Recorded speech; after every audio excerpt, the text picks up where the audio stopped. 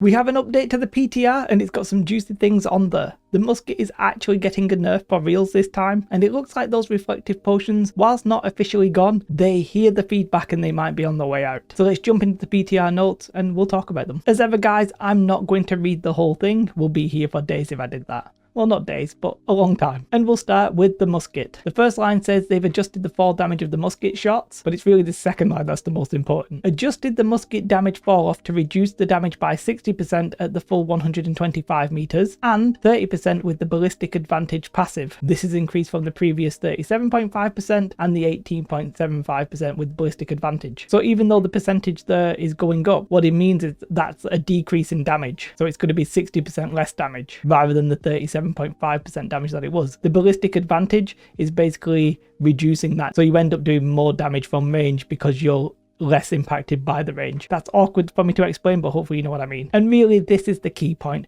We don't want snipers sniping from 200 meters away, basically killing you in a couple of hits. It's just awkward and not very fun. Personally, I think the bow as a whole needs a rework. I don't really like it in its current implementation. It's weak in PvE, and the problem is it's either so strong that it's really annoying from range, or it's so weak that nobody uses it. I think it's very difficult to have it in between. And I want there to be musket players. If musket's your favourite weapon, I want you to be able to play it. I just don't think it should come at the expense of everybody else's fun and enjoyment. This is a good short-term idea. Let's see how it actually ends up in the game. The rest of it are just tweaks to the musket and we'll not really dwell too much on them. Now these are some interesting changes to the heart runes. Cannon Blast is going to have increased base damage by 20%. I was rocking the Cannon Blast because it's the one you get from the quest, and I was just like, well, this is underwhelming. So that I think is probably a nice change. Detonate though is having its reduced critical damage multiplier from 1.3 to 1.2, and that sort of makes sense because people were telling me that that's really strong. They're also reducing the escalating explosion damage bonus from 30 to 20%. Okay, but very important that they're actually tweaking the high runes. I like to see it. You love to see it. This one confuses me a little bit because they've adjusted the station tier requirement and lowered the trade skill requirement for the material conversions from 150 to 0. I thought they'd already done that. Turns out they hadn't. Basically, if you're trying to convert your materials, they now don't have a level, so you can just do it at any level going forward. Makes sense. I just thought it was in the game already. There were a couple of items that weren't dropping at the rate that they should in the depths. So if you were out there looking for any of these items on screen and you weren't getting them, well, once this patch goes live, you probably actually might want to try again. Or if you're farming them now, maybe don't. There's a couple of tweaks to the leaderboards, but nothing really like stands out as a massive change. Just sort of fix the filters, fixed an issue when you like get notifications about rewards and stuff like that. Okay, for me the leaderboard was a little bit underwhelming once I saw what gives you the rewards and what doesn't, but I just want to give them a bit of like benefit of the doubt and see what we actually end up with there. I don't know why, but this fix always like amuses me when they do a speculative fix, especially for one like this, for players rarely only seeing a random option that does not work when attempting to respawn in Outpost Rush. So you only had the option to pick random and then you couldn't respawn. What's funny is that it's a speculative fix. Sort of implies they don't know what causes it, and I just find that hilarious. Obviously, really need to look into that though, and it's important, just funny. Now then, this one is important because, well, it strongly hints that the Winter Fair is coming back, the Winter Festival.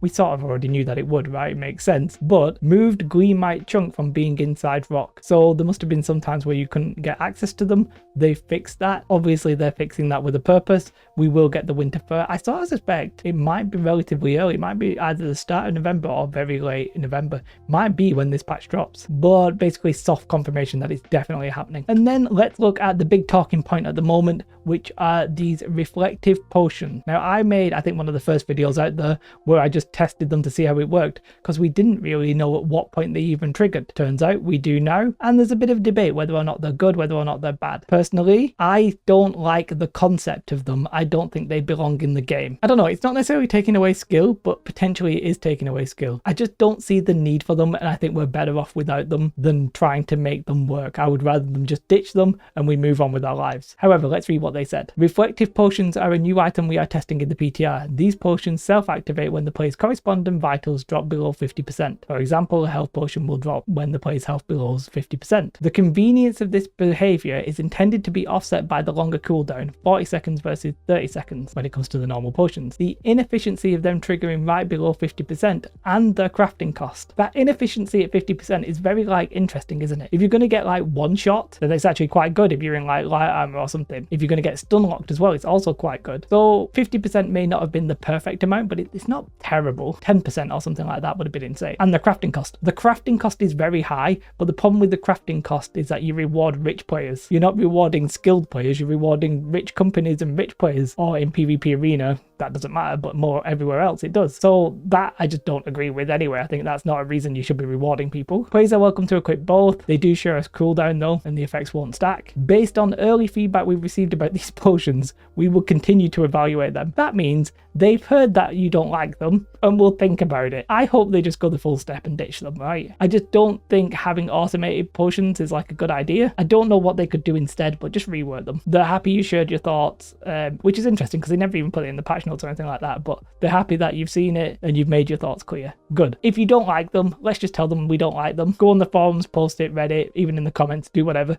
Just tell them you don't like it. Simple, really. I don't like it. It is what it is. That's it. Not much more else to discuss, really. Musket finally getting its nerf. I say finally, that makes it sound like it's been a long time coming. I just don't like the concept of the musket. Shooting from too far away. Very little counterplay. It's just awkward. I think it needs a rework personally. I've always said I prefer it to be like maybe like a mid to longer range blunderbuss, something like that. Be engaged in the fight. I like that. The developer in one of the updates said, I like there being snipers. Yeah, well, I don't. I think it's awful. I think you have to be engaged in the fight. That's my point of view anyway. Let me know yours in the comments below. Oh, I didn't do my shout out to my YouTube members. If you want to support the channel, then that truly is the best way to do so. Very much appreciate you guys. Thank you very much. Have a most beautiful day. Like and subscribe. Goodbye.